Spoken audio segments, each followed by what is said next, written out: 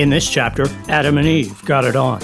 It didn't matter which line of clothing they were wearing at this point, or not wearing. The action in the post-theme park world was hot enough that Adam's semen found its way through Eve's newly discovered vagina, and out came a dude named Cain. Eve remarked about the source of this recombination of their DNA, saying, "I have received delivery of a new male unit directly from the CEO of Genesis Incorporated." Technically, she said, "I have gotten a man from the Lord," which is almost as corporate. Hello, I'm Bob Smeerfak. But not really.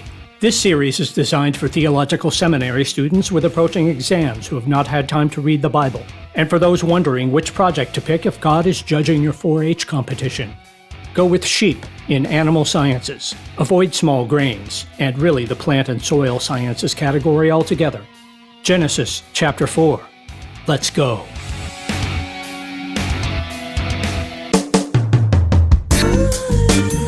Anyway, the action stayed hot after Cain's unboxing, and another delivery arrived soon after with the name Abel. Abel and Cain had divergent interests, however, resulting in unique career paths. Abel's gig was taking care of Ovis Aries, which means that either sheep were created in their present docile form, or in the short time between then and the recent closing of Eden Park, sheep had been fully domesticated. We don't know the exact method they would have used for fast-tracking the taming of a wild animal species, but we do know that they had an inside man in the control room upstairs who could adjust the settings at will. Cain, on the other hand, liked to get his hands dirty. He was deaf boss at growing plant matter for dietary consumption, which means that either cereal grains were created in their present domesticated forms, or in the same recent time frame had been fully bred into strains readily amenable to organized agriculture. We don't know the exact method they may have used for fast-tracking the conquest of wild strains of wheat or millet, but we do know that, you get the idea. Countless technologies had to be time-warped in order to get this place up and running. Chief among them had to be metal refining and smithing, which must have been on speed dial for Adam and Sons in terms of their development, or these upgrades were bestowed on them instantly via cheat codes only God knew about. Otherwise, Cain was tilling with stone tools, or his bare hands, and Abel was shearing and butchering sheep with a flint-knapped knife. But given enough time to get some of his stuff out of the ground, Cain put together a sampler of edible plant matter and delivered it to the God-man to wait for the ribbon ceremony. On his end, Abel's project was a sheep platter, and the God-man gave the blue ribbon to Abel in his presentation. But God stuck a white ribbon on Cain's project. We don't know what criteria the God-man used in adjudicating these projects, but we do know that God, as the paragon of fairness in the free market, would not have arbitrarily tossed Cain's veggie platter in the garbage disposal. Whatever was damaged about Cain's goods or attitude, it can reasonably be assumed it was major. So when Cain made the sad face, God struck up a dialogue. He said, "Why are you pissed? And why you make the sad face? If you kick ass on your project, you get a high score. But if you half-ass it, a big fat zilch is going to be waiting outside the door. But you're still the firstborn, and you get to keep your birthright." Now, Cain opened up lines of communication with Abel, which apparently did not culminate in a kumbaya moment, because when they were out in the pasture, Cain took him down. Like, for reals. But almost immediately the God-man was on the scene, asking, "Cainster, what's your brohim's current position?" It's possible Cain had not been paying close attention up to this point, because his attempt to play it off would suggest he wasn't up on the full extent of God's surveillance network. One should know by now that God's got the cameras everywhere. Anyway, he said, "You got me, man. And by the way, am I his personal valet?" Also, you could reasonably imagine Abel standing next to God after posthumously arriving back at Skytown and saying, "I'm right here," to which God may have well replied, "It was a rhetorical question." Technically the second ever recorded use of such an oratory device. He knew, but he wasn't done with Cain. He said, "What did you do?" "Wait, what's that sound?" "Those are the screams of Abel's vital fluids wafting up out of the dirt. And now that same dirt that just soaked up Abel's life juices is going to hate your guts and isn't going to let you grow anything out of it anymore. Now you're just a hobo on the run."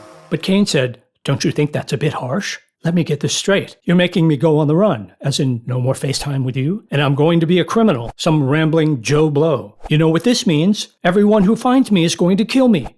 Now, Cain's melodramatic flourish aside, really probably only the first person who found him would kill him. Why would everyone who found him after that kill him? They might callously step over his lifeless body, but it doesn't take a coroner to know that after the first few people killed him, that guy was dead.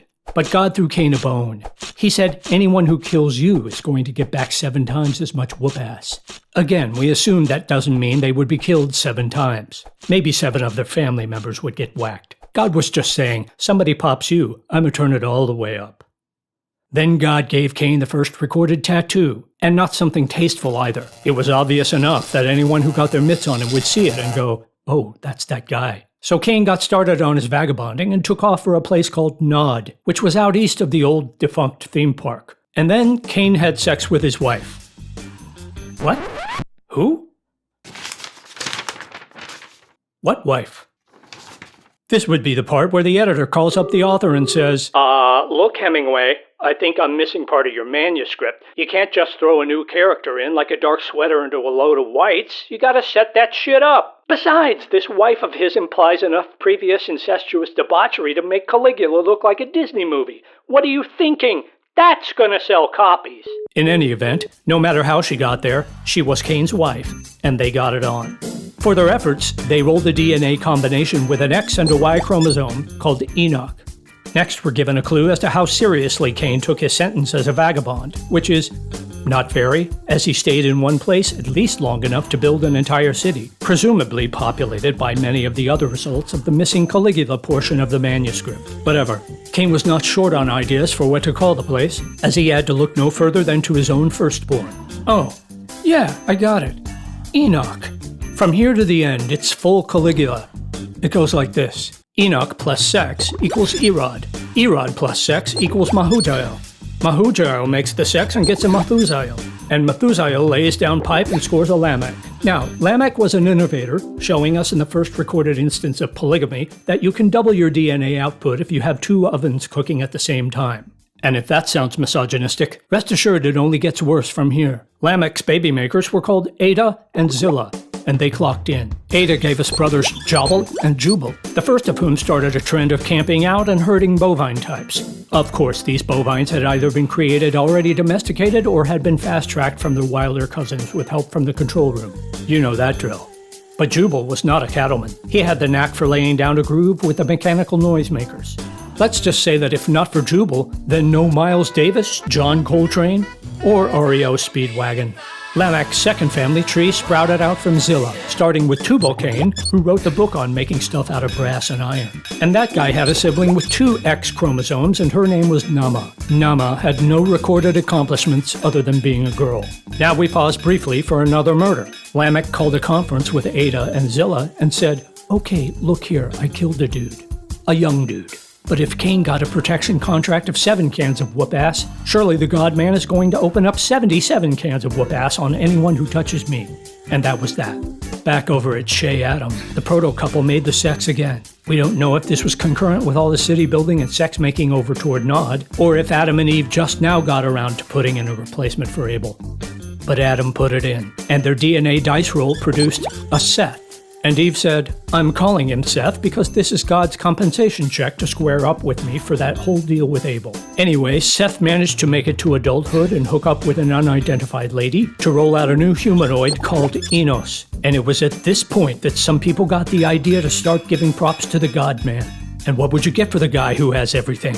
As we'll see going forward, there is only one thing that will put a smile on his face: worship. If you've got some of that, you're in. Next in this series, we'll move on to Chapter 5. Spoiler alert, if having regular sex correlates with long life, these guys were getting more sack time than Genghis Khan and Wilt Chamberlain working together at a porn convention. As always, I'm not a religious figure, but if you want me to save you or damn you to hell, I'll do my best.